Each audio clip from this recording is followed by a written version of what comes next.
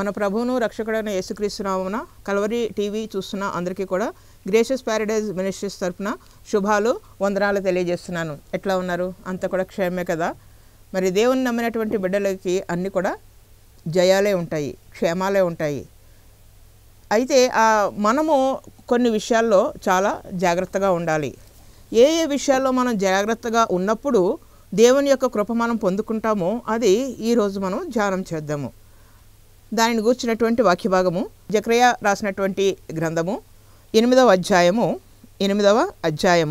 12వ వచనము నేను చదువుతున్నాను. బైబిల్స్ ఉన్నటువంటి వారు చూడండి. జకర్యా గ్రంథము 8వ అధ్యాయము 12వ వచనము. సమాధాన సూచనకరమైన ద్రాక్ష చెట్లు ఫలమిచ్చును, భూమి పండును, ఆకాశము నుండి మంచు కురియును. ఈ జనుల్లో శేషించిన వారికి వీటినన్నిటినీ నేను స్వాస్థ్యముగా ఇత్తును. ఇదే సైన్యములకు అధిపతియగు యెహోవా వాక్కు. ఇదే సైన్యములకు అధిపతియగు యెహోవా వాక్కు. దేవుడు చెప్తున్నటువంటి మాట. ఇంతకుముందు వారం కూడా ఒక విషయం గురించి మనం మాట్లాడుకున్నాము. దేవుడు చెప్పిన ప్రతి మాట కూడా జరుగుతుంది, నెరవేరుతుంది, జరిగి తీరుతుంది అనేసి.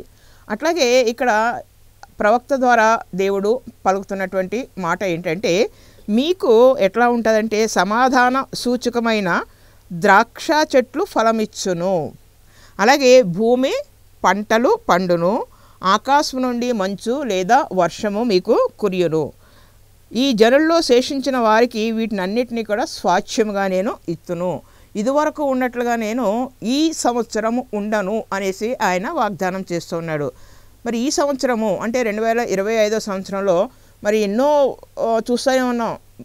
ప్రపంచమంతా చాలా గలిబిలిగా ఉంది, కలకలములతో నిండిపోయి ఉంది, కష్టాలు ఉంది. ఒకవైపున వైరస్లు అంటున్నారు, ఒకవైపున కారు చిచ్చులు తగలబెట్టేస్తున్నాయి, ఒకవైపు మంచు తుఫానులు, ఒకవైపు వరదలు. ఇవన్నీ ఉన్నా కూడా దేవుడు మనకి చెప్తున్నటువంటి మాట ఏంటంటే, భయపడకండి, జడియకండి, నేను మీకు తోడై ఉన్నాను అనేసి ఆయన చెప్తూ ఉన్నాడు. ఇంతకు ముందు కాలంలో మీరు ఏ విధంగా ఉన్నారో, దేవునికి మీరు విరోధంగా ఉన్నందువలన ఎంతటి భయంకరమైనటువంటి నష్టాలు అనుభవించారో మీకు అందరికీ కూడా తెలుసు. ఎందుకంటే మీకు పనులేమి కూడా దొరకట్లేదు, పని చేద్దాము అనుకుంటే పని దొరకట్లేదు. అంటే జాబ్స్ లేకోకుండా ఉన్నటువంటి వారికి, పని చేసేటువంటి వారు, జాబ్స్ చేసేటువంటి వారు ఎవరికైనా కూడా ఏ విధమైనటువంటి సహాయం కూడా లేదు. అలాగే వారి యొక్క పశువులకి బాడుగా, అంటే పశువులకి ఇప్పుడు గుర్రాలు లేకపోతే ఎడ్లు ఉంటాయి పొలాల్లో, వాటిని కిరాయికి ఇస్తూ ఉంటారు. కిరాయిలు కూడా ఎవరు కూడా తీసుకునేటువంటి పరిస్థితి, బాడుగకి దొరకనటువంటి పరిస్థితి. ఈ కాలంలో చూసుకుంటే అందరికీ కూడా మరి ఎక్కువ మంది దేని మీద ఆధారపడుతున్నారంటే ట్రావెల్, కార్లు తీసుకుంటున్నారు చక్కగా, ఊబర్ అనో లేకపోతే ఇంకోటనో దాని మీద చక్కగా ఏం చేస్తున్నారంటే డ్రైవింగ్కి వెళ్తూ జరుగుతుంది. డ్రైవర్ల కోసం అందరూ కూడా ఎదురు చూస్తూనే ఉంటారు. కానీ మరి కిరాయికి దొరకనటువంటి, బాడుగకి దొరకనటువంటివి ఇవన్నీ కూడా పోతాయి. అలాగే మీకు శత్రు భయం ఎక్కువగా ఉంది. మేము ఏదైనా పనికి వెళ్దామంటే శత్రువు వచ్చి మా మీద ఎక్కడ అటాక్ చేస్తాడో అనేసి బయటికి రాలేనటువంటి పరిస్థితి, ఎక్కడ వైరస్ వచ్చి మమ్మల్ని మరి భయంకరంగా మమ్మల్ని ఇది చేస్తుందో అనేసి, అటాక్ అవుతుందో అనేసి, ఇట్లా రకరకాలైనటువంటి పరిస్థితులు. ఒకవైపునేమో పంటలు పండే పరిస్థితి లేదు, పండిన పంట చేతికి వచ్చే వరకు కూడా నమ్మకాలు లేవు, కోసిన పంట కూడా మరి తడిచిపోయినటువంటి పరిస్థితి, ఆ మొలకలు వచ్చేసినటువంటి పరిస్థితి, కుళ్ళిపోయినటువంటి పరిస్థితి. ఎక్కడ చూసినా కూడా అసలు ఏది కూడా పట్టిందంతా కూడా ఏదో అంటారు, అట్లాగా శనిదేవత అంటూ ఉంటారు, అట్లాగా అయిపోతుందన్నమాట. ఏది కూడా దొరకదు. ఎంత కష్టం పడ్డా కూడా ఏది కూడా చేతికి అందదు. దీనికి కారణం ఏమిటి? నేను ఎంత కష్టపడ్డా కూడా నాకు ఏది కూడా మిగలట్లేదు, పంటలు పండట్లేదు, జాబ్స్ రావట్లేదు, నాకు 3-4 డిగ్రీలు ఉన్నాయి, ఎక్కడ ఒక్క దాంట్లో కూడా నేను సక్సెస్ కాలేకపోతున్నాను, నా హెల్త్ పాడైపోతుంది, నా ఆరోగ్యం పాడైపోతుంది, నా కుటుంబం ఇట్లా ఉంది. దీని అంతటికీ కారణం ఏంటి అని కనుక ముఖ్యంగా ఆలోచన చేసుకుంటే అది ఎక్కడి నుంచి వచ్చింది, ఎందుకు కుటుంబాల్లో ఇంతటి కలవరము, కలకలము, ఇంతటి పరిస్థితులు ఎందుకు వస్తున్నాయి, శాంతి లేకపోవడము, సమాధానం లేకపోవడానికి కారణం ఏంటి అంటే దేవుని యొక్క ఉగ్రత. నీవు ఎప్పుడైతే దేవునిని విసర్జిస్తున్నావో, దేవునిని విడిచిపెట్టేస్తున్నావో, దేవుడు కూడా నిన్ను విడిచిపెట్టేస్తూ ఉంటారు. చూసి చూడనట్టుగా ఉండకుండా ఆయన కూడా పట్టించుకోరు. ఈ ఇంటికి ఆ ఇల్లు ఎంత దూరమో ఆ ఇంటికి ఈ ఇల్లు అంతే దూరం. నీవు దేవునికి ఎంత దగ్గరగా ఉంటావో దేవుడు నీకు అంత దగ్గరగా ఉంటాడు. నీవు దేవుడి నుంచి ఎంత దూరం వెళ్ళిపోతూ ఉంటావో నీవు వెళ్ళిపోయి కొలది దూరం పెరిగిపోతూనే ఉంటుంది, కానీ దగ్గరికి రానే వచ్చే పరిస్థితే ఉండదు. కాబట్టి మనము ఎట్లా ఉంటున్నాము? స్నేహితులతోటి చాలా ఫ్రెండ్షిప్గా ఉంటారు 24 hours చక్కగా ముచ్చట్లు పెట్టుకుని మాట్లాడుతూనే ఉంటారు. ఫోన్ తీసుకుంటారు, గంటలు మాట్లాడుతూ ఉంటారు. ఏదన్నా పెట్టుకుంటారు, మనం వీకెండ్ పలానా చోట కలుద్దామంటే ఫ్యామిలీస్ వెళ్ళిపోయి చక్కగా 2 రోజులు 3 రోజులు ఎక్కడో దూర ప్రాంతాలకు వెళ్ళిపోయి ఏకాంతంగా ఉండి అక్కడ వాళ్ళు ఎంజాయ్ చేస్తూ ఉంటారు. మంచిదే, కానీ అన్నిటికన్నా ముఖ్యమైనది దేవునిని గూర్చినటువంటి ఆలోచన ఉండాలి, దేవుని గూర్చినటువంటి మాట ఉండాలి, దేవుని గూర్చినటువంటి చింత ఉండాలి. దేవుని పట్ల నీ యొక్క హృదయము, నీ యొక్క ఆలోచన ఏ విధంగా ఉంటున్నదన్నది ఆలోచన చేసుకోవాలి. నువ్వు దేవుని దగ్గర నుంచి దూరంగా వెళ్ళిపోతే మరి ఆటోమేటిక్గా దేవుడు కూడా నీకు దూరం అయిపోయినట్టే. మరి నీకు పంటలు ఎక్కడ పండుతాయి? నువ్వు ఏది చేసినా కూడా నష్టమే.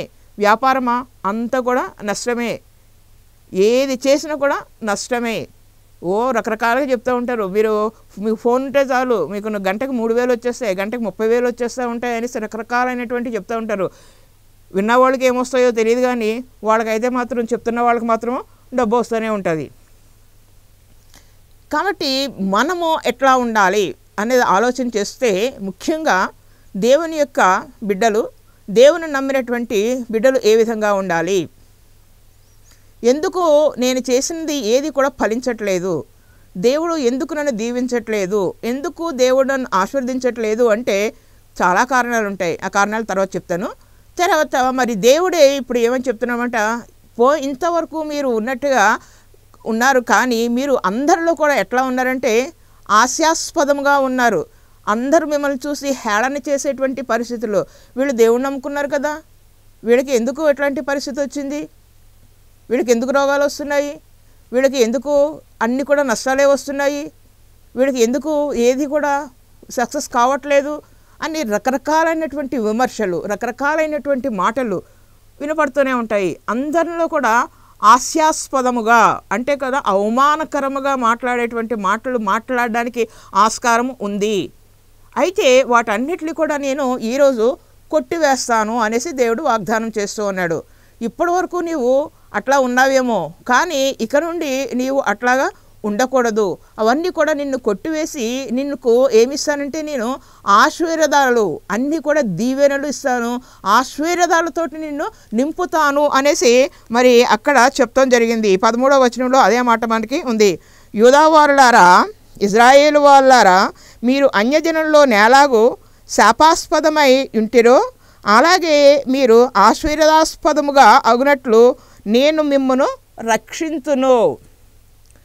ఆశీర్వాద వచనాలకి కారణముగా ఉండడానికి మిమ్మల్ని నేను రక్షిస్తాను. మిమ్మల్ని చూసినటువంటి వారంతా కూడా ఎట్లా అనుకుంటారో, వీరు దేవుని బిడ్డలు, దేవుని యొక్క కుమారులు అని అనుకునేలాగా నేను మిమ్మల్ని దీవిస్తాను, మిమ్మల్ని ఆశీర్వదిస్తాననేసి దేవుడు సెలవిస్తూ ఉన్నాడు. అయితే ఆ కిందే ఇంకొక మాటలు మనకి ఉన్నాయి. మీరు చేయవలసినటువంటి పని ఏమిటి?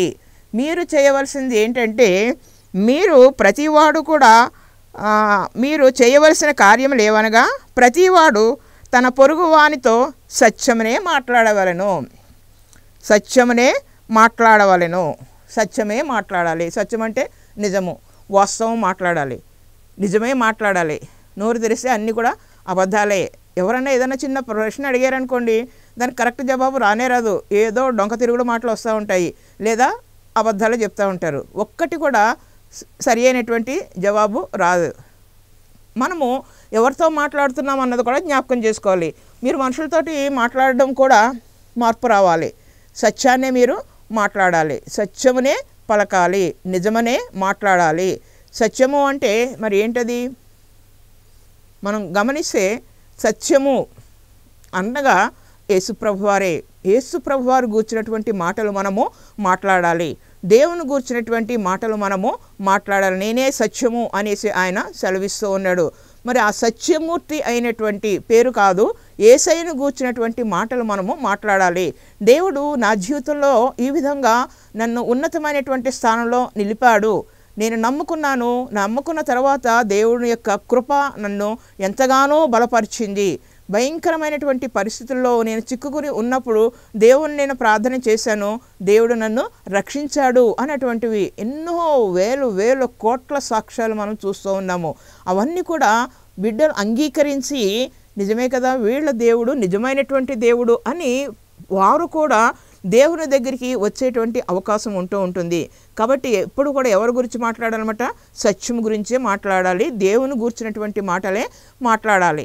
దేవుని గూర్చినటువంటి మాటలు మాట్లాడు. సాయంకాలం అయ్యేటప్పటికి ముఖ్యంగా మా పల్లెటూరులో గ్రామాల్లో ఎట్లా ఉంటుందంటే, కొంగుచాటును పెట్టుకుని కొబ్బరి నూనె సీసాలు, కొంగుచాటును పెట్టుకుని వాటర్ బాటిల్స్ పట్టుకొస్తూ ఉంటారు. ఎందుకంటే ప్రార్థన చేసుకోవడానికి. ఏమైందమ్మా అంటే, హెల్త్ బాగాలేదు, అనారోగ్యంతో ఉన్నాము అనేసి, లేకపోతే మా ఇంట్లో పంటలు పండట్లేదు, మాకు భూమి పంటలు పండట్లేదు, ప్రార్థన చేయించుకుని నీళ్ళు తీసుకెళ్ళి చల్లుకోవాలి, ఇట్లా రకరకాలైనటువంటి కారణాలు చెప్తూ ఉంటారు. సరే అని ప్రార్థన చేసి పంపిస్తాము, మళ్ళీ కనపడరు. మళ్ళీ ఎప్పుడు కనపడతారు? ఆఫ్టర్ 3 months, 3 నెలలకు కనపడతారు. ఏమ్మా బాగున్నావా? బాగున్నానమ్మా, చాలా బాగున్నాను, మీరు ప్రార్థన చేసి ఇచ్చారు కదా, మరి చక్కగా పంటలు బాగా పండినాయి అనేసప్పుడు చెప్తూ ఉంటారు. మరి ఏమైనా కానుకలు ఇచ్చుకున్నారంటే ఏమీ ఉండవు. అసలు ఆ నోటలో నుంచి దేవుని యొక్క మాటే రానే రాదు. అట్లా కాకుండా పొందినటువంటి దీవెనలు బట్టి దేవుణ్ణి మనం ఏం చేయాలన్నమాట?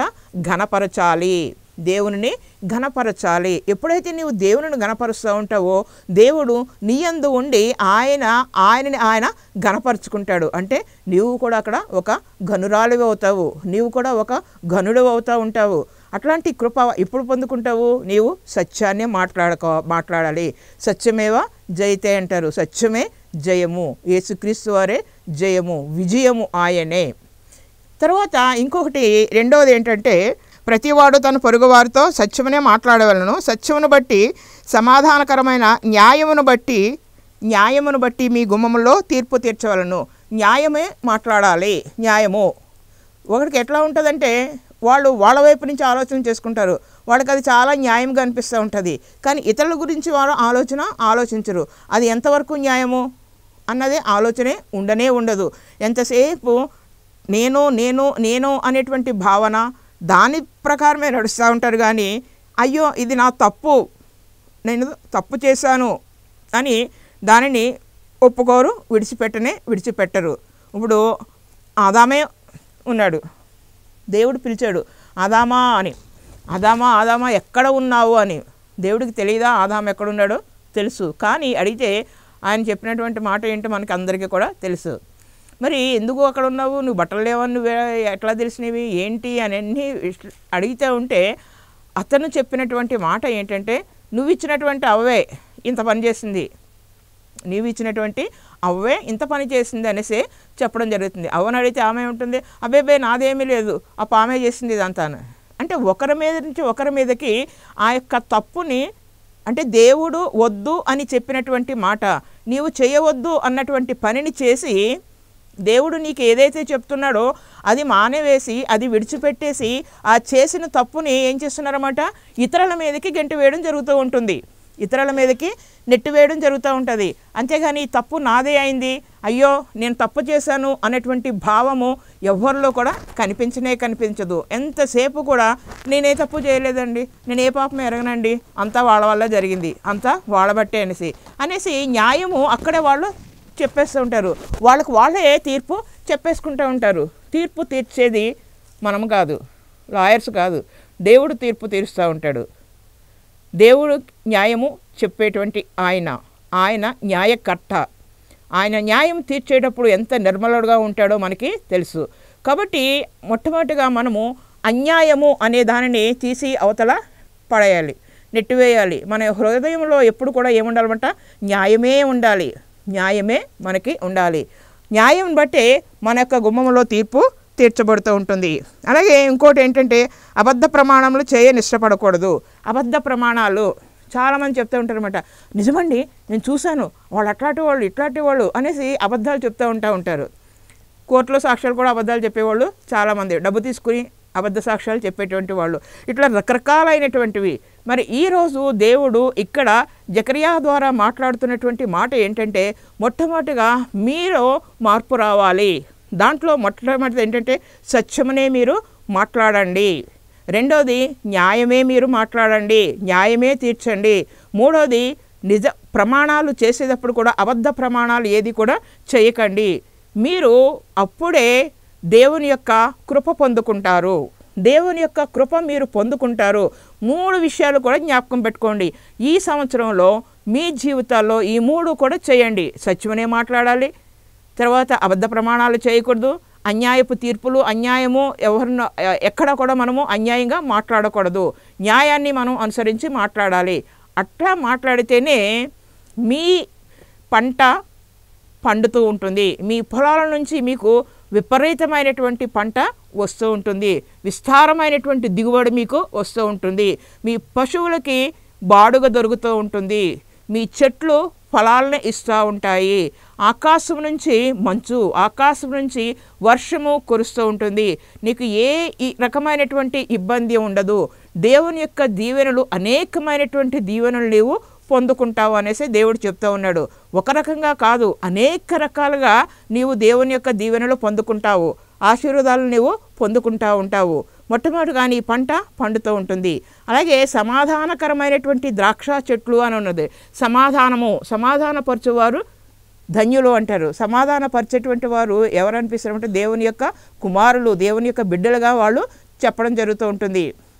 అబ్రహాము ఒక 4-5 రాజుల మీదకి యుద్ధానికి వెళ్ళాడు.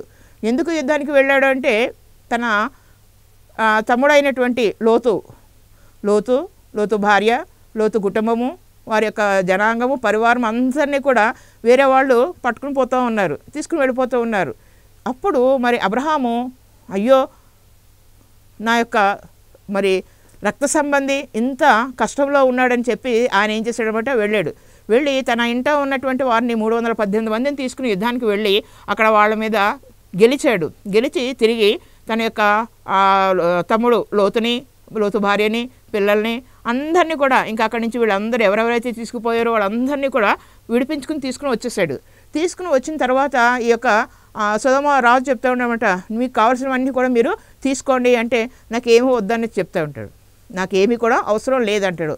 అప్పుడే మరి షాలేము రాజు కూడా మెల్కీసెదెకు అక్కడికి వచ్చి అబ్రహాముకి రొట్టె ద్రాక్షారసాన్ని ఇవ్వడం జరుగుతుంది. రొట్టె ద్రాక్షారసము. ఈ యొక్క మెల్కీసెదెకు అంటే మరి దేవుని యొక్క దూతే వచ్చి చక్కగా అతన్ని ఆదరించినట్లు, దేవునిలో బలపరిచినట్లు మనకి కనబడుతోంది. దేవుని యొక్క బిడ్డలు లేదా మరి దైవజనులు నీ యొక్క గృహానికి వచ్చి నీకు శాంతిని, సమాధానాన్ని అనుగ్రహిస్తున్నప్పుడు, నీవు ఉన్నటువంటి కష్టంలో, నీవు భయంకరమైనటువంటి ప్రాబ్లమ్స్ ఇంతకుముందు చెప్పుకున్నాం కదా, పంటలు పండవు, ఏది కూడా చేతికి రాదు, వర్షాలు ఉండవు, నీరు లేదు, ఎక్కడ చూసినా కూడా భయంకరమైనటువంటి పరిస్థితులు, ఉద్యోగాలు లేవు, ఆరోగ్యాలు లేవు. ఇట్లాంటి స్థితిలో దైవజనులు నీ గృహానికి వచ్చినప్పుడు నిన్ను మరి ప్రార్థనలో నడిపించి నిన్ను బలపరిచినప్పుడు వారు ఇచ్చేటువంటి ఆ యొక్క ద్రాక్షారసము, దేవుని యొక్క మరి శరీరము, దేవుని యొక్క రక్తాన్ని నీవు తీసుకుంటున్నప్పుడు నీవు దేవునిలో ఎంత బలముగా ఉండాలి అంటే అంత బలముగా ఉండాలి. అబ్రహాము ఏ విధంగా అయితే నాకు ఈ లోకంలో కావాల్సిన అవసరం లేదు, వాళ్ళ వల్ల నేను ధనవంతుడయ్యానని చెప్పుకుంటారు అందరూ, నాకేమీ కూడా అవసరం లేదు అని ఆయన ఎప్పుడైతే చెప్పాడో, మరి అబ్రహాము ఏమన్నా ఆయనకేమన్నా తక్కువైందా? తరతరాలు తరగనటువంటి ఆస్తి ఆయనకు కూడా ఉంది. మరి అట్లాంటి దీవెన నీకు కూడా కావాలనుకుంటే సమాధానంగా నీవు ఉండాలి, అందరితో కూడా మంచిగా ఉండాలి. దేవుడు చెప్తున్నటువంటి ప్రతి మాటని కూడా ఎట్లా అనమాట, మనము ఏమాత్రం కూడా నిర్లక్ష్యం చేయకోకుండా ఆయన మాటని జాగ్రత్తగా విని హృదయంలో నింపుకొని వాటిని బట్టి మనం నడిచినప్పుడే నీవు దీవించబడతావు, నీవు ఆశీర్వదించబడతావు. అంతేకాదు అనేక జనాలకి ఆశీర్వాదకరంగా నీవు ఉంటావు అనేసి దేవుడు వాగ్దానం చేస్తూ ఉన్నాడు. మరి నీకున్నటువంటి ప్రతి సమస్య నుంచి కూడా తొలగిపోవాలి అంటే తప్పనిసరిగా ఎవరిని అనుసరించాలన్నమాట, ప్రభు అదే మాట చెప్తున్నాడు. యోహాను రాసినటువంటి సువార్తలో కనుక చూసుకుంటే యోహాను సువార్త 14:6 వచనంలో ఒక మాట ఉంది, నేనే మార్గము, నేనే మార్గము, నేనే సత్యము, నేనే జీవము, నేనే మార్గము. ఆ మార్గము యేసయ్య నడిచినటువంటి మార్గము. ఆయన పరలోకం నుంచి ఈ లోకానికి ఎందుకు వచ్చారంటే మనకి మార్గదర్శకంగా ఉండడం కోసం. మనం ఎట్లా నడవాలి, ఈ పాపపంకిలమైనటువంటి ప్రపంచంలో మనము పాపము అంటకుండా ఏ విధంగా జీవించాలి అన్నది ఆయన జీవించి చూపించారు. ఇప్పుడు ఒక చెరువు ఉంది, చెరువులో ఒక తామర పువ్వు పూస్తూ ఉంటుంది. చెరువు పైన కనుక చూసుకుంటే నీరు చాలా స్వచ్ఛంగా ఉంటుంది, తామర పువ్వు చాలా అందంగా ఉంటుంది, తామర ఆకులు కూడా చాలా బాగుంటాయి, దాని మీద ఒక్క నీటి బొట్టు కూడా నిలవదు, అన్నీ కూడా పడిపోతూనే ఉంటాయి. వాటికి ఏ మాత్రం కూడా మురికి అంటనే అంటదు. కానీ దాని కాడ చూస్తే నీటిలో ఉంటుంది, కింద చూస్తే ఆ కాడ దాని యొక్క వేళ్ళు అన్నీ ఎక్కడ ఉంటాయి, దాని యొక్క దుంప వేళ్ళు అన్నీ ఎక్కడ ఉంటాయంటే బురదలోనే ఉంటాయి, బురదలోనే కూరుకుపోయి బురదలోనే ఉంటాయి. అంటే ఈ పాపము, ఈ యొక్క ప్రపంచం అంతా కూడా ఏ విధంగా ఉందంటే పాప పంకిలమైనటువంటి ప్రపంచము, పాపముతో నిండిపోయినటువంటి ప్రపంచము. ఎక్కడ చూసినా కూడా భయంకరమైనటువంటి విగ్రహారాధన, ఎక్కడ చూసినా కూడా భయంకరమైనటువంటి వ్యభిచారము, దొంగతనాలు, అబద్ధ ప్రమాణాలు, అబద్ధాలు చెప్పడము, పొరుగువాని దానికోసం ఆశించడము, ఎప్పుడు ఎవరినెత్తి మీద చెయ్యి పెట్టాలా అన్నటువంటి ఆలోచన, ఇట్లా మరి రకరకాలైనటువంటివి. నోరు ఏ మాత్రం కూడా కంట్రోల్ చేసుకోకుండా ఇష్టానుసారంగా మాట్లాడేటువంటి మాటలు, ఇవన్నీ కూడా ఉంటే అంటే ఏంటంటే ప్రపంచంలో ఇవన్నీ కూడా ఉన్నాయి. మనం జీవిస్తున్న మన కుటుంబంలో ఉండొచ్చు, మన చుట్టూ ఉన్నటువంటి కుటుంబాల్లో కూడా ఇవన్నీ మనకి కనిపిస్తూనే ఉంటాయి. అయినా కూడా అవేమీ కూడా అంటకుండా మనము జాగ్రత్త పడాలి. ఎందుకంటే ఈ లోకము మనకి శాశ్వతమైనటువంటిది కాదు. ఈ లోకము నుంచి మనము వేరు చేయబడ్డాము. ఈ లోకము నుంచి, లోక పాపముల నుంచి మనము పిలువబడ్డటువంటి వారము, మనము వారసులము, దేవుని యొక్క కుమారులు మనము. దేవుడు మనకి ఇచ్చినటువంటి ఆధిక్యత, మీరు లోకంలో ఉన్నారు కానీ లోకము మీలో ఉండకూడదు. లోకములో మీరు ఉన్నారు కానీ లోకము మీలో ఉండకూడదు. మీరు ఎట్లా ఉండాలంటే పవిత్రులుగా ఉండాలి. అందుకనే ఆయన చెప్తున్నారు కదా, నేనే మార్గము. కాబట్టి నేను ఏ మార్గంలో అయితే నడిచానో అదే మార్గంలో మీరు నడవండి. ఆ యొక్క ఇరుకు మార్గంలోనే మీరు నడవండి. ధనాశకు పోవద్దు. ధనాశ సమస్త కీడులకి కూడా మూలము. మీకు ఉన్న దాంట్లో మీరు చక్కగా సర్దుకోండి, మీకు ఉన్న దాంతో మీరు తృప్తిగా బ్రతకండి, మీకు ఏ ఆహారం కావాలో అది నేను ఇస్తాను అనేసి దేవుడు సెలవిస్తూ ఉన్నాడు, మాట్లాడుతూ ఉన్నాడు. మరి అట్లాగా మనము ఎట్లా ఉండాలన్నమాట, ఆయన నడిచినటువంటి మార్గంలో నీవు దేవుని యొక్క కుమారుడుగా, దేవుని యొక్క బిడ్డగా ఉంటున్నప్పుడు ఆయన మార్గంలో తప్పక నడవాలి. తర్వాత నేనే సత్యము అన్నారు. సత్యము మరి ఆయన వాస్తవము, ఆయనే నిజము. ఆయనను మనము, ఎందుకంటే అందరూ కూడా ప్రకృతిని పూజ చేయడం, ఆరాధించడం అయిపోతుంది కానీ ఈ యొక్క ప్రకృతిని సృష్టించినటువంటి సృష్టికర్తను మర్చిపోతున్నారు. సృష్టికర్త అయినటువంటి ఆయనని ఆరాధించడం ఎంతో ధన్యత. కాబట్టి సత్యాన్నే అనుసరించాలి, సత్యాన్నే పలకాలి, సత్యమనే మనము మాట్లాడాలి. తర్వాత మూడవది నేనే జీవం అన్నారు. ప్రభువారు చెప్పినటువంటి మాట, నేనే జీవము, నేను మిమ్మల్ని రక్షిస్తాను. ఈ లోకంలో మీరు కొంతకాలమే జీవిస్తూ ఉంటారు, కానీ తర్వాత మీది అది మరణము అంతం కాదు, అది ప్రారంభం. మనం ఇక్కడ కనులు మూస్తే కనులు తెరిచేది ఎక్కడంటే దేవుని యొక్క సన్నిధిలో, పరలోకంలో మనము కనులు తెరవాలి. కాబట్టి మనము జీవించి ఉండగానే దేవుని ఆలోచన ప్రకారం మనము నెరవేర్చాలి, ఆయన చిత్త ప్రకారం మనము నడవాలి. ఆయన మరణాన్ని గెలిచినటువంటి వాడు. మరణమా నీ ముల్లెక్కడా అని అడిగినటువంటి ఆయనని అనుసరిస్తాం. మనము మరణం గురించి ఏమాత్రం కూడా భయపడకోకుండా ఆయనను వెంబడించినప్పుడు ఆయన యొక్క కృప మనకి తోడే ఉంటుంది. అప్పుడే ఆయన మనల్ని ఏం చేస్తుంటారంట, మనకి అనేక మందికి దీవెనకరముగా, ఆశీర్వాదకరముగా ఆయన మనల్ని ఉంచుతాడు అనేసి చెప్తున్నాడు. జకరియా ద్వారా చెప్పినటువంటి మాట అదే. ఇంతవరకు మీకు ఏమి కూడా, మరి చాలామంది అంటారు, అబ్బాయి ఏం పట్టినా కూడా కలిసి రావట్లేదండి, ఏ రేవుకి వెళ్ళినా ముళ్ళపరిగే అంటూ ఉంటారు, ఎక్కడికి వెళ్ళినా కూడా కష్టమే అంటారు, ఏ పరిస్థితులు వచ్చినా ఏది చేసినా కూడా అంతా కూడా ఇనుమైపోతుంది అంటూ ఉంటారు. నిజమే, ఎందుకంటే దేవునిని విసర్జించినందువలన. కానీ ఎప్పుడైతే దేవునిని నీవు నీ హృదయంలో నింపుకొని ఆయన చెప్పిన మాట ఇప్పుడు ఇక్కడ జకర్యా ద్వారా సెలవిచ్చినటువంటి మాట, సత్యమును పలకము, అలాగే న్యాయముగా ఉండము, అలాగే ఇతరుల మీద అన్యాయం ఏమి కూడా మాట్లాడవద్దు. తర్వాత ఇంకొకటి అనమాట, అబద్ధ ప్రమాణాలు చేయొద్దు అని చెప్తూ ఉన్నాడు. ఈ మూడిటిని గనక మనం హృదయంలో నింపుకొని వాటి ప్రకారం నడిచినప్పుడు నీవు దీవించబడతావు, నీ పంట పొలాలు దీవించబడతాయి, నువ్వు బయటికి వెళ్ళినప్పుడు లోపలికి వచ్చినప్పుడు దీవించబడతావు, నీ కుటుంబం దీవించబడుతుంది, నీ కుటుంబంలో ఉన్నటువంటి పిల్లలందరికీ కూడా జాబ్స్ వస్తూ ఉంటాయి, గర్భఫలాలు ఇస్తానంటున్నాడు. అంతేకాదు చక్కగా మరి అన్నీ కూడా నీకు సమకూరుస్తాననేసి ఆయన వాగ్దానం చేస్తున్నాడు. వాగ్దానం చేసినటువంటి దేవుడు నమ్మదగినటువంటి దేవుడు కాబట్టి ఇంతవరకు జరిగినవన్నీ కూడా మర్చిపోయి యథార్థంగా ఆయనని హోల్ హార్టెడ్గా మనస్ఫూర్తిగా ఎప్పుడైతే దేవుని దగ్గరికి వచ్చి మోకరించి ప్రార్థన చేస్తావో అప్పుడే దేవుని యొక్క కృప పొందుకుంటావు, నిండైనటువంటి దేవుని నీవు పొందుకుంటావు, అనేక మందికి నీవు ఆశీర్వాదకరంగా నీవు ఉంటావు. అట్లాంటి కృప దేవుడు ఈ యొక్క కల్వరీ టీవీ చూసిన ప్రతి బిడ్డకి కూడా అనుగ్రహించునుగాక. చిన్న ప్రార్థన చేస్తాను, కళ్ళు మూసుకోండి.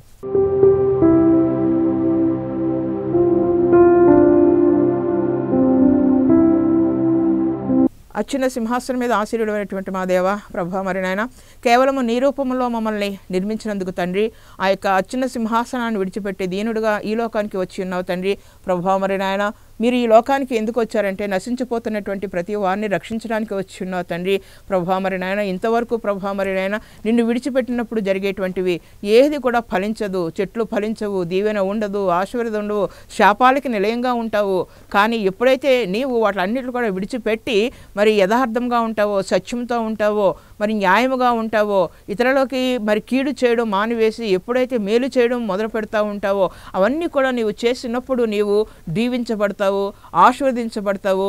నా కృప నీకు తోడై ఉంటుందని వాగ్దానం ఇచ్చినటువంటి మా దేవ మీకే వందనాలు తండ్రి. ఈ యొక్క వాక్యమైన ప్రతి బిడ్డ కూడా ప్రభు మరి నాయన వారిలో మార్పు వచ్చి వారి యొక్క ఆలోచన విధానంలో, వారి యొక్క జీవన విధానంలో మార్పు తెచ్చుకొని నిన్ను వెంబడించి నేను నమ్మినటువంటి దేవుడు గొప్ప దేవుడు, ఆయన అద్భుతాలు చేసేటువంటి వాడు, ఆశ్చర్యకార్యాలు చేసేటువంటి వాడు, నా జీవితాన్ని ఆయననికి సమర్పణ చేసుకుంటున్నానని ఆయన చిత్తాన్ని మరి నెరవేరుస్తూ బ్రతికినప్పుడు మీరిచ్చేటువంటి గొప్ప దీవెన ఏ విధంగా ఉంటుందో అనుభవపూర్వకంగా బిడ్డలందరూ కూడా తెలుసుకుని నీతో పాటు నడిచేటువంటి గొప్ప భాగ్యం దయచేయవలసిందిగా, నీ యొక్క కృపలు పొందుకునే భాగ్యం దయచేయవలసిందిగా త్వరలో రానున్న మా ప్రభువైన యేసుక్రీస్తు నామమున మిక్కిలి వినయంతో బ్రతిమాలు వేడుకుంటున్నాం తండ్రి. ఆమేన్. మన తండ్రి అయిన దేవుని ప్రేమయు, మన ప్రభువైన యేసుక్రీస్తు కృపయు, పరిశుద్ధాత్మక అన్యోన్య సహవాసము సదాకాలము ఈ యొక్క కల్వరీ టీవీ చూస్తున్న ప్రతి బిడ్డ మీద కృమ్మరించబడునుగాక. ఆమేన్.